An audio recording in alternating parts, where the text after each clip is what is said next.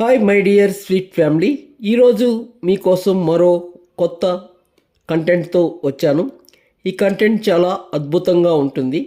Content name వచ్చి రామాయణంలో అందరికంటే గొప్ప పుణ్యాత్ములు ఎవరు, పాపాత్ములు ఎవరు. అయితే ఇక్కడ నేను ప్రతి క్యారెక్టర్లో ఉన్నటువంటి 2 డైమెన్షన్స్ చెప్తాను. అంటే మంచి చెడు రెండు మీ ముందు ఉంచుతాను. ఎవరు అందరికంటే గొప్ప పుణ్యాత్ములు అని లేదా ఎవరు అందరికంటే గొప్ప పాపాత్ములని మీరే నిర్ణయించుకోండి. ఓకే, అయితే ఇక్కడ ముందుగా ప్రతి ఒక్కరూ ముందు వెనుక ఆలోచించుకోకుండా రామాయణంలో పుణ్యాత్ములు ఎవరు అంటే శ్రీరామచంద్రమూర్తి అని చెప్పేస్తారు. అలాగే పాపాత్ముడు ఎవరు అంటే రావణాసురుడు అని చెప్పేస్తారు. కానీ అది కరెక్ట్ కాదు, అంటే నా అనాలసిస్ ప్రకారము. ఎందుకంటే ఆఫ్కోర్స్ రాములు వారు శ్రీరామచంద్రమూర్తి ధర్మస్థాపన కోసమే, ఆయన ఒక అవతార పురుషుడు. కేవలం రావణాసురుడి వధ జరగడం కోసమే అవతరించినటువంటి రామాయణంలో ఒక ధర్మాన్ని నిలబెట్టడం కోసం అవతరించిన సాక్షాత్తు శ్రీ విష్ణు భగవానుడే, కాదనడం లేదు. బట్ ఆయన చేసే ఆ ప్రయాణంలో ఆయన యొక్క కర్తవ్యం నిర్వహణలో ఒక సున్నితమైన పొరపాట్లు అనేటివి చేశాడు. వాటి గురించి ఆలోచిద్దాం. తర్వాత అలాగే రావణాసురుడిలో కూడా కొన్ని పాజిటివ్ డైమెన్షన్స్ కూడా ఉన్నాయి, అవేంటో కూడా చర్చించుకుందాం. సో ఫస్ట్ ఈ 2 క్యారెక్టర్ల గురించి ఎందుకు చెప్తున్నానంటే, మనం అందరము ఈ కంటెంట్ నేమ్లో ఎవరు మంచి అంటే అందరూ రాములు వారని, ఎవరు చెడు అంటే రావణాసురుడు అని అనుకొని మిగిలిన క్యారెక్టర్ల గురించి పట్టించుకోరు. సో అందుకే ముందు ఈ 2 క్యారెక్టర్ల యొక్క అనాలసిస్ ఇచ్చేసి ఆ తర్వాత మిగిలిన క్యారెక్టర్స్ గురించి ఆలోచిద్దాం. ఓకే, సో ఇక్కడ ముందుగా శ్రీరామచంద్రమూర్తి గురించి ఆలోచిస్తే ఎవరికి చెప్పాల్సిన పని లేదు. సాక్షాత్తు విష్ణు భగవానుడు, అందులో ఏ అనుమానం లేదు. ఖచ్చితంగా ఆయన అవతార పురుషుడు, కారణజన్ముడే. అయితే ఆయనలో ఉన్న గొప్పతనం గురించి మీకు చెప్పాల్సిన పనే లేదు. ఆయనంటే ఆ పాత్రలో స్వామివారు చేసిన పొరపాట్లు ఏంటివో చూద్దాం. అందరూ అనుకుంటున్నట్లు తండ్రి మాట జవదాటని వారు శ్రీరామచంద్రమూర్తి అనుకుంటాం. ఓకే, మరి తల్లి పరిస్థితి ఏంటి? ఆమె ఎంత బాధపడుతుంది? యాక్చువల్గా దశరథ మహారాజు కూడా ఒక దశలో నేను మాట తప్పిన వాడిగానైనా ఉంటాను, పర్వాలేదు, కానీ నా రాముడిని వదిలి ఉండలేను అంటాడు. అయినా రాములు వారు, లేదు నాన్నగారు, మీరు మీ యొక్క మాట నిలబడని వారిగా ఉండడం, అలాంటి కలంకితం నా వల్ల రావడం నాకు ఇష్టం లేదు అని చెప్పి, మీరు ఇచ్చిన మాటనే ఆజ్ఞగా భావించి శిరసావహిస్తాను అని చెప్పి అరణ్యవాసానికి వెళ్ళడానికి బయలుదేరతాడు. ఇక్కడ తన తల్లి ఎంత వారిస్తున్నా, లేదమ్మా, ఇది నా కర్తవ్య ధర్మము, పుత్రుడిగా నేను నిర్వర్తించవలసిన ధర్మము అని చెప్పి సున్నితంగా తన తల్లిని ఓదార్చి వెళ్ళిపోతాడు. ఇక్కడ శ్రీరామచంద్రమూర్తి అరణ్యవాసం వెళ్ళడం తన కన్న తల్లిదండ్రులకు ఇష్టం లేకపోయినా తను నమ్మిన ధర్మం కోసం వెళ్ళిపోతాడు. అంటే ప్రత్యక్షంగానో పరోక్షంగానో తల్లిదండ్రుల యొక్క మనోవేదనకు కారణభూతులు అవుతారు. ఎవరు? శ్రీరామచంద్రమూర్తి. ఇది మొదటి పొరపాటు. ఇక రెండవ దానికి వస్తే, ధర్మాన్ని నిలబెట్టడం కోసం వాలిని వెనక వైపుల నుంచి బాణంతో చంపుతాడు. ఎందుకంటే వాలితో ముందు నుంచి ఎవరైనా పోరాడితే ఎదురుగా ఎవరైతే పోరాడుతారో వారిలో సగబలం వాళ్ళకి వెళ్ళిపోతుంది. సో కాబట్టి ఇక్కడ కూడా మంచికో చెడుకో ఒక చిన్న పొరపాటు అయితే జరిగిపోతుంది. చూడండి, ఇక్కడ చాలా జాగ్రత్తగా గమనించాలా ఇక్కడ ఏం జరిగింది అని. ఏం జరిగింది అంటే, ధర్మాన్ని నిలబెట్టడానికి అంటే వాలి అనేవాడు తన సొంత తమ్ముడు భార్యని ఎత్తుకెళ్తాడు. సో అది అధర్మం. వాడిని చంపడం అనేది ధర్మం. సో ఆ ధర్మాన్ని నిలబెట్టడానికి ఏం చేస్తాడు? అధర్మంగానైనా అతనిని సంహరించి, అధర్మం అంటే విధి లేని పరిస్థితుల్లో ముందుగా వెళ్తే సగబలం వెళ్ళిపోతుంది. సో అప్పుడు అక్కడ అధర్మం గెలుస్తుంది. సో అధర్మం గెలవకుండా ఉండాలంటే ఏం చేస్తాడు? అధర్మంతో అధర్మాన్ని అంతమొందిస్తాడు. ఇంకా దీని గురించి డీప్గా తెలుసుకోవాలి అనుకుంటే మనం ఒక మంచి వీడియో చేసినాం. దీనికి ముందు ఒక 4-5 వీడియోస్ 6 వీడియోస్ ముందర ఒక మంచి చాలా అద్భుతమైన వీడియో చేశాను. ఆ వీడియో టైటిల్ వచ్చి చివరి క్షణంలో భీష్ముడు శ్రీకృష్ణ పరమాత్ముడిని అడిగిన 100 ప్రశ్నలకు సమానమైన ప్రశ్న అనే టైటిల్తో ఒక వీడియో చేశాను. చూడండి, మీకు అర్థమవుతుంది. దాంట్లో ఈ రామాయణంలో ఉన్న ధర్మం ఏంటి, అధర్మం ఏంటి అనేది చాలా స్పష్టంగా చాలా వాల్యుబుల్ ఇన్ఫర్మేషన్ ఇచ్చాను ఆ వీడియోలో. ఓకే, సో అక్కడ భీష్మ పితామహులు అడుగుతారు, రామాయణంలో ధర్మం గొప్పదా, భారతంలో ధర్మం గొప్పదా అనే ఒక ప్రశ్న అడుగుతాడు. ఆ ప్రశ్నకు సమాధానంగా చాలా చక్కటి ఇన్ఫర్మేషన్తో ఇచ్చాను. డిస్క్రిప్షన్లో ఆ లింక్ పెడతాను, మీరు వెళ్ళి చూడండి. చాలా మంచి వీడియో. ఇకపోతే మన టాపిక్లోకి వచ్చేద్దాం. ఓకే, ఇంకా రాముల వారు చేసిన 3వ పొరపాటు ఏంటంటే, రావణాసురుడు ఒక బ్రాహ్మణుడు, అంటే ఒక బ్రహ్మజ్ఞాని, ఒక బ్రాహ్మణుడు. విధిలేని పరిస్థితుల్లో ఎక్కడా కూడా కేవలం భార్యను కాపాడడం కోసమే రావణాసురుడిని చంపాడు.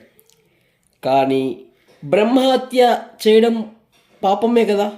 సో ఆ విధంగా కాస్త కూస్త పాపం మూట కట్టుకున్నాడు. అందుకే రావణ వధ అనంతరము అనేక తీర్థయాత్రలకు వెళ్ళి వచ్చారు. ఎవరు? శ్రీరామచంద్రమూర్తి. కాకపోతే ఇక్కడ రావణ వధ వల్ల రావణాసురుడికి మేలు జరుగుతుంది. అది ఏం మేలు అన్నది నెక్స్ట్ వీడియోలో చెప్తాను. ఇక్కడే చెప్పేస్తే కన్ఫ్యూజ్ అయిపోతారు. ఇక రెండవ పాత్ర ఎవరు అంటే రావణాసురుడు. దాని గురించి మాట్లాడదాం. ఇక్కడ రావణాసురుడు గురించి చెప్పాలంటే కేవలం సొంత చెల్లెలకు జరిగిన అవమానం కోసమే సీతాదేవిని అపహరించి తెస్తాడు.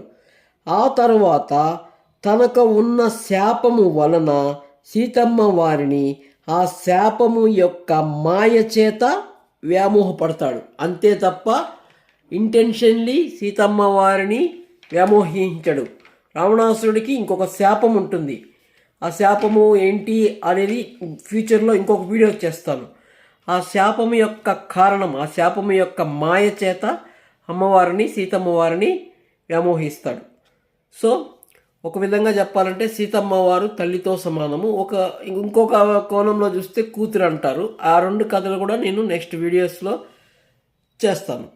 ఓకే, ఈ విషయం పక్కన పెడితే రావణాసురుడిలో ఉండే మంచి లక్షణాలు చూస్తే ఆయన గొప్ప శివభక్తుడు, బ్రహ్మజ్ఞాని. ఒక విధంగా చెప్పాలంటే తనకు ఉన్న అహంకారం అనే దాని యొక్క కారణం చేతనైనప్పటికీ సాక్షాత్తు శ్రీరామచంద్రమూర్తి కూడా యుద్ధం చేయడానికి ముహూర్తం పెట్టమని ఒక దూతను పంపిస్తే దానికి ముహూర్తం పెట్టి పంపిస్తాడు. అంటే అంతటి బ్రహ్మజ్ఞాని అన్నమాట రావణాసురుడు. అంటే అందుకే చెప్తారు, రావణాసురుడు తన చావుకి తనే ముహూర్తం పెట్టుకున్నాడు అని అంటూ ఉంటారు మన పెద్దలు. ఎందుకంటే ఇక్కడ అనమాట. సో అంతటి గొప్పవాడు రావణాసురుడు. సో అలాంటి ఆయన దుర్మార్గుడే, పాపాత్ముడే, నేను కాదనట్లేదు. కానీ 2 సమపాళల్లో ఉన్నాయి. పాపం అనేది ఉంది, పుణ్యము. ఆయన శివభక్తుడుగా ఉండడం అంటే ఇంకంతకంటే మించిన పుణ్యం లేదు. మొత్తం అష్టదిక్పాలకులను, సకల భూమండలాన్ని మొత్తం శాసిస్తాడు. మరి అసలు రావణాసురుణ్ణి చావడం అనేదే జరగదు. ఆ విధంగా శాసిస్తాడు.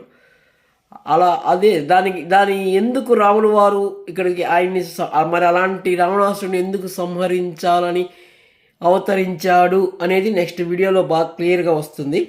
ఇక్కడైతే అది పక్కన పెట్టి ఈ కంటెంట్ గురించి ఆలోచిద్దాం.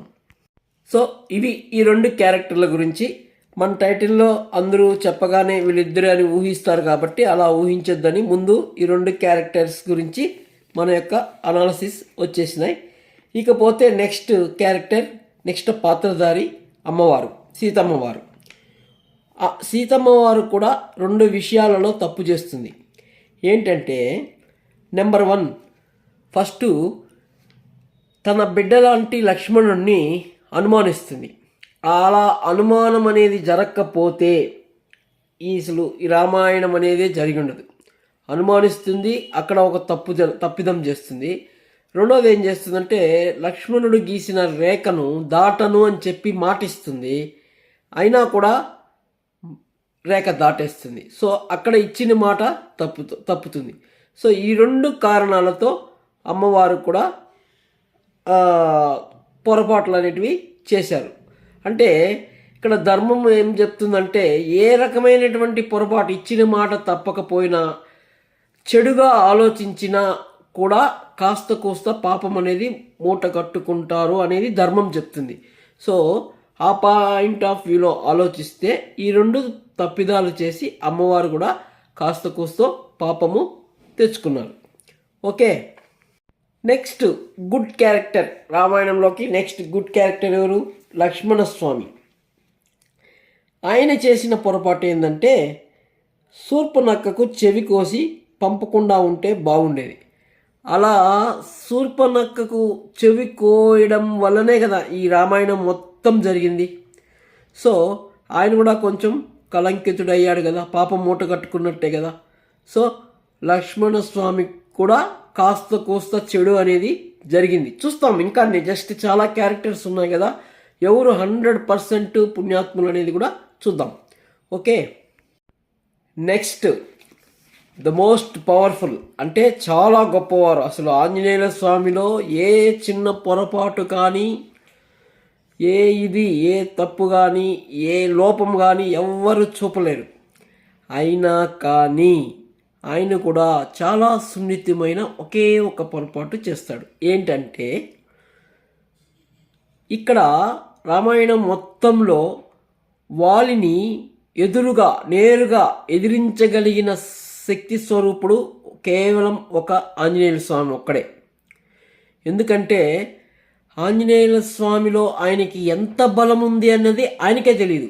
అంత బలం, ఎంత కావాలంటే అంత బలం వస్తుంది ఆంజనేయుల స్వామికి. అయితే ఆంజనేయుల స్వామి ఒకానొక సందర్భంలో జస్ట్ సుగ్రీవ మహారాజుని వాలి చంపేస్తుంటే ఎదురు నిలబడి పోరాడకపోయినా జస్ట్ అడ్డుకుంటాడు వచ్చి, ప్రభు ఇలా చేయొద్దండి అని. అలా అడ్డుకున్నప్పుడు వాలికి ఎదురు పడినప్పుడు వాళ్ళలో ఆంజనేయ స్వామి యొక్క శక్తి వెళ్తూ ఉండడం ప్రారంభించింది. ఎంత వెళ్తూ ఉండడం ప్రారంభించింది? ఆంజనేయుల స్వామిలో జస్ట్ 1% శక్తి ట్రాన్స్ఫర్ అయ్యింది. 1%, ఓన్లీ 1% శక్తి వెళ్తుంది. ఆ 1% శక్తినే టాలరేట్ చేయలేక పడిపోతాడు వాలి. అంటే 1% శక్తినే భరించలేని వాడు ఇంకా ఆంజనేయ స్వామి ఎదురు నిలబడితే తట్టుకుంటాడా వాలి? సో అది అందుకు అంతటి బలవంతుడు, అంత బల సంపన్నుడు అయినవాడు మన ఆంజనేయ స్వామి. అయితే ఆయన చేసిన పొరపాటు ఏంటంటే ఇక్కడ వాలిని, తను ఉన్న ఆ రాజ్యానికి రాజు ఎవరు? వాలి. సుగ్రీవుడు వచ్చి వాలి యొక్క తమ్ముడు. అయితే ఈయన ఒక రాజు అన్నమాట. తన రాజు ఎవరు? సుగ్రీవుడు. సుగ్రీవునికి అన్న కాబట్టి ఈయన కూడా ఆయనని తండ్రిలాగా భావించి ఆయనతో ఎప్పుడూ వైరం పెట్టుకోవాలా, అంటే ఆయనతో గొడవ పడడానికి ప్రయత్నించలేదు. జస్ట్ సుగ్రీవుడిని చంపేస్తుంటే పోయి అడ్డుగా నిలబడతాడే తప్ప ఎప్పుడు కానీ అరే సుగ్రీవుడిని భార్యని ఎత్తుకుపోయినాడు కదా అని యుద్ధం చేసి ఆయనతో పోరాడలేదు. ఎందుకు పోరాడలేదు? ఆయన తండ్రితో సమానుడు అని భావించాడు కాబట్టి. అందుకే శ్రీరామచంద్రమూర్తికి ఆ పని వేడుకున్నాడు. ఆ పని చేయమని శ్రీరామచంద్రమూర్తిని వేడుకున్నాడు. అప్పుడు శ్రీరామచంద్రమూర్తి వచ్చి చేశాడు. సో ఇక్కడ అధర్మం అని తెలిసి కూడా ఆయన్ని ఎదుర్కోనందుకు ఒక చిన్న కలంకితం ఆంజనేయ స్వామికి అంటుకునింది. సో మన టైటిల్లో ఎవరు అత్యంత పుణ్యాత్ముడు అన్న దాంట్లో ఆ చిన్న కలంకితంతో ఆయన్ని కూడా పక్కన పెట్టేద్దాం. స్వామివారిని, ఆంజనేయ స్వామి వారిని కూడా పక్కన పెట్టేద్దాం. చూద్దాం ఇంకా ఎవరు గొప్ప పుణ్యాత్ములు అనేది అందరినీ విశ్లేషించి డిసైడ్ చేద్దాం. ఓకేనా? నెక్స్ట్ పుణ్యాత్ములలో ఎవరు వస్తారంటే మండోదరి, రావణాసురుడి యొక్క భార్య. ఇక్కడ మండోదరిని గురించి ఆలోచిస్తే ఆమె కూడా చాలా పతివ్రత శిరోమణి, చాలా దైవ భక్తురాలు, దైవ సంపన్నురాలు అంటారు కదా, ఆ విధంగా. ఎందుకంటే ఆమె కూడా కాళికా మాతని ఆరాధన చేస్తుంది, చాలా గొప్ప భక్తురాలు. ఆమె కోణంలో నుంచి ఆలోచిస్తే ఆమెది ఏలెత్తి చూపడానికి ఏ కారణము దొరకదు. కానీ రావణాసురుడి వైపు ఆ కోణం నుంచి ఆలోచన చేస్తే, అంటే మన శాస్త్రం ప్రకారము ఎప్పుడైనా ఎక్కడైనా ఎవరైనా ఒక భర్త అనేవాడు పరస్త్రీపై వ్యామోహింపబడినాడు అంటే అందుకు కలిగిన కారణాలలో భార్య యొక్క పాత్ర కూడా ఒక కారణం అవుతుంది. ఇది మన శాస్త్రం చెప్తుంది. అంటే ఎన్నో కారణాలు ఉంటుంది. ఒక పరస్త్రీని వ్యామోహించాడు అంటే ఎన్నో కారణాలు ఉంటుంది. ఎన్ని కారణాలన్నా ఉండొచ్చు. ఎన్ని కారణాలు ఉన్నప్పటికీ ఆ కారణాలలో భార్య యొక్క పాత్ర కూడా ఒక కారణం. ఇక్కడ ఒక ట్విస్ట్ ఉంది చూడండి. భర్త సంపాదించిన పుణ్యఫలంలో సగభాగం భార్యకి వెళ్ళిపోతుంది. కానీ భార్య సంపాదించిన పుణ్యఫలంలో భర్తకి ఏమి రాదు. ఇది మన శాస్త్రం. జనరల్గా భర్త చేసిన పాపంలో కూడా భార్యకి ఎలాంటి ఇది రాదు. భాగస్వామిని అయినప్పటికీ కేవలం పుణ్యంలో మాత్రమే భర్త చేసిన పుణ్యంలో సగభాగం పొందడం వరకే భార్య పాత్ర. అదే భర్త చేసిన పాపంలో ఆమెకి ఎలాంటి సంబంధము ఉండదు. ఇది మన శాస్త్ర ధర్మం.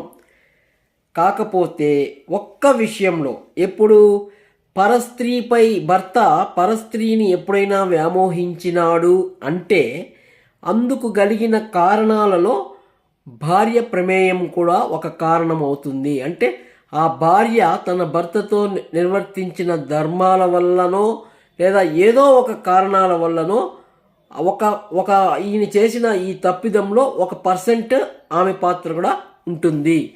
ఆ ఒక్క మైన్యూట్ స్మాల్ కలంకితం వల్ల మన టైటిల్లో ఆమెను కూడా పక్కన పెట్టేద్దాం. ఎవరు రామాయణంలో అందరికంటే గొప్ప పుణ్యాత్మురాలు అని. ఇది ఒక కోణం.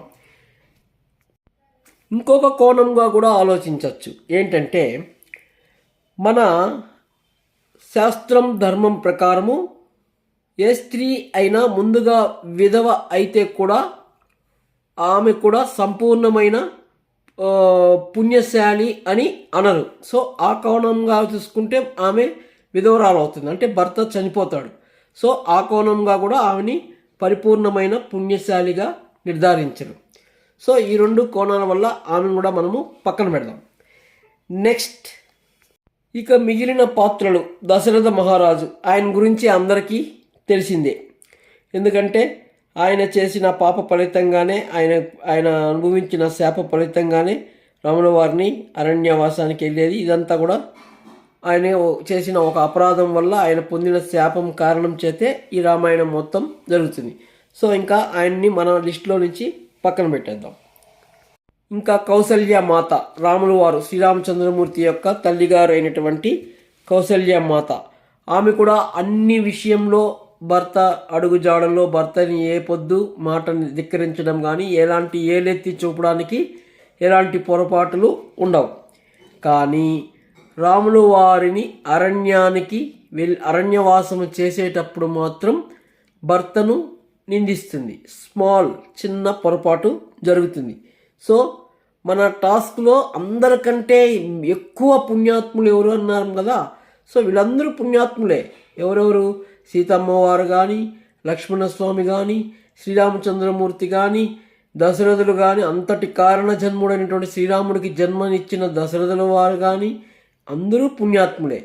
కాకపోతే ఫుల్గా ఎలాంటి లోపము లేని పుణ్యాత్ముల కోసం మనం అన్వేషిస్తున్నాం. మనం ఇంత డీప్ అనాలసిస్ ఎందుకు చేస్తున్నామంటే ఈ యొక్క రామాయణం మొత్తంలో అందరికంటే ఎక్కువ పుణ్యాత్ములు ఎవరు అని తెలుసుకోవడం కోసం మనం అనాలసిస్ చేస్తున్నాం. సో ఆ పాయింట్ మర్చిపోవద్దండి. నేను ఇక్కడ ఎవరినైనా చిన్న చిన్న పొరపాట్లు చేశారు అని చెప్తున్నాను అంటే వాళ్ళని తప్పు పట్టడం కాదు. మన మెయిన్ ఇంటెన్షన్ ఏంటి ఇక్కడ ఈ టైటిల్లో ఎవరైతే అందరికంటే ఎక్కువ పుణ్యాత్ములు అని చెప్పడం కోసం ఒక్కొక్కరిలో ఉన్నటువంటి మైన్యూట్ మిస్టేక్స్ను ఎత్తి పక్కన పెడుతూ ఉన్నాం ఒక్కొక్క క్యారెక్టర్ని. ఓకే, చూద్దాం ఇంకా నెక్స్ట్ అనాలిసిస్లో ఎవరు 100% పుణ్యశీలి ఎవరు అనేది మనం ఐడెంటిఫై చేస్తాం. ఓకే, ఇక నెక్స్ట్ పాత్ర చూసుకుంటే కైకేయి. ఆమె వలనే అసలు రాముల వారు అధర్మంగా వనవాసం చేయాల్సి వచ్చింది.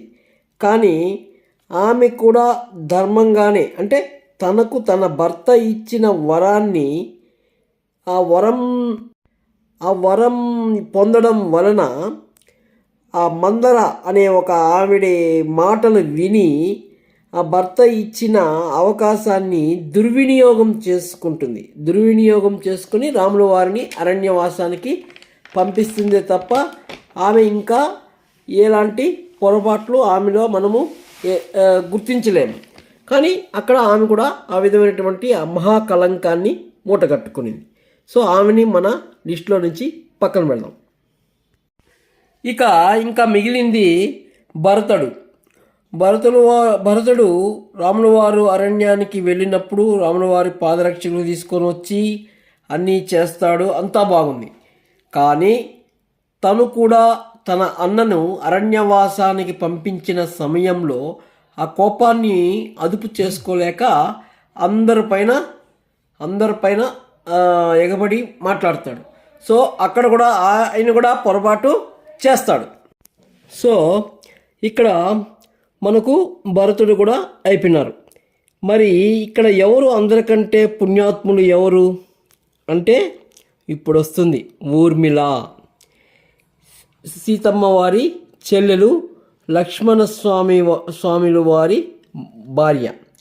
ఎందుకంటే ఈమె కూడా వనవాసానికని బయలుదేరుతుంది. కానీ లక్ష్మణుడు ముసలితనంలో ఉన్న తన తల్లిదండ్రుల బాధ్యతను అప్పగిస్తారు. ఇక్కడ సీతమ్మ వారు అరణ్యానికి వెళ్ళింది కదా, ఆ సమయంలో కౌసల్యకు, సుభద్రకు, కైకేయికి అందరికీ కోడలిగా నిర్వర్తించవలసిన బాధ్యతలు మొత్తము తాను ఇక్కడ నిర్వర్తిస్తుంది. సో భర్త మాట జవదాటలేదు, కోడలిగా నిర్వర్తించవలసిన బాధ్యత నిర్వర్తిస్తుంది. అంతేకాకుండా సీతారామ లక్ష్మణులు అరణ్యం వాసం చేసేటప్పుడు రాత్రిళ్ళ సమయంలో రాముల వారు నిద్రించే సమయంలో లక్ష్మణస్వామికి వాళ్ళకి సేవ చేయడానికి రాత్రిలో నిద్ర రాకుండా ఉండాలని నిద్రాదేవతని ప్రార్థించినప్పుడు అప్పుడు ఆ నిద్రాదేవి ఏం చెప్తుందంటే, నీ యొక్క నిద్రను ఎవరైనా కానీ స్వీకరిస్తే నువ్వు నిద్ర లేకుండా ఉండవచ్చు అని చెప్తారు. అప్పుడు ఆయన నిద్రను ఎవరు తీసుకుంటారు అంటే ఆయన తన భార్యని అడుగుతాడు. అప్పుడు ఆ యొక్క నిద్రను కూడా తన భార్య అయినటువంటి ఊర్మిళ స్వీకరించి ఆ సమయాన్ని తపస్సు చేస్తుంది. అంటే యోగ నిద్రలాగా ఉండిపోతుంది. అంటే భగవంతుడినే స్మరించుకుంటూ యోగా నిద్రలో ఉండిపోతుంది. ఆ విధంగా ఆమె భర్త యొక్క నిద్రను కూడా స్వీకరించి రాముల వారికి లక్ష్మణస్వామి సేవ చేసుకోవడానికి పరిపూర్ణంగా సహకరిస్తుంది. సో ఇన్ని మంచి పనులు చేసింది కాబట్టి, ఏ ఒక్కరిని బాధ పెట్టలేదు కాబట్టి, ఏ ఒక్క చిన్న పొరపాటు కూడా చేయలేదు కాబట్టి రామాయణంలో అత్యంత పుణ్యశీలిగా మనము పరిగణిస్తున్నాము. నా అనాలసిస్ ప్రకారము రామాయణంలో అందరికంటే పుణ్యాత్మురాలు ఎవరు అంటే ఊర్మిళ అమ్మవారు.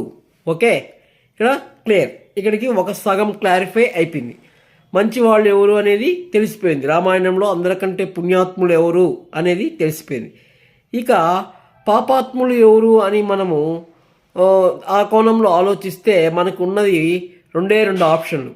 ఒకటి రావణాసురుడు, రెండు వాలి. రావణాసురుడు అంటే ఆయన చెల్లెల కోసం చేశాడు. ఆయనలో కొన్ని మంచి కోణాలు ఉన్నాయి, చెడు కోణాలు ఉన్నాయి. సో అవన్నీ పక్కన పెట్టండి. కానీ మెయిన్గా వాళ్ళిద్దరూ చేసిన మెయిన్ పాపం ఏంది? పరస్త్రీపై వ్యామోహపడడం. సో ఇక్కడ వాలి సొంత తమ్ముడి యొక్క భార్యపై వ్యామోహపడతాడు. తమ్ముడు అంటే అన్నకు ఎవరితో సమానం? బిడ్డతో సమానం. సో బిడ్డ యొక్క భార్య పైన వ్యామోహపడతాడు. ఇది రావణాసుడు చేసిన పాపం కంటే కూడా గొప్ప పాపం.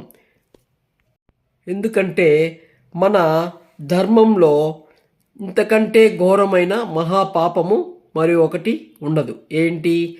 సొంత తమ్ముడి భార్యను వ్యామోహించడం. దానికంటే మించిన ఘోరమైన అపరాధం ఇంకొకటి ఉండదు. కాబట్టి రావణాసురుడు కంటే వాలి మహాపాపాత్ముడు అని నా అనాలసిస్ ప్రకారము చెప్తున్నాను. ఇది నా సొంత అనాలసిస్. మరి ఈ విషయంలో మీ అభిప్రాయం ఏంటి? మీరు ఎవరిని గొప్ప పుణ్యాత్ములు, ఎవరు గొప్ప పాపాత్ములుగా భావిస్తున్నారో మీ కామెంట్ రూపంలో తెలియచేయండి. దయచేసి ఖచ్చితంగా ప్రతి ఒక్కరూ నా వీడియో చూసిన వాళ్ళందరూ ఒక కామెంటు తెలియచేయండి. ఈ లోపల నేను ఇంకో మంచి కంటెంట్తో మీ ముందుకు వచ్చేస్తాను. అంతవరకు సెలవు. శుభం.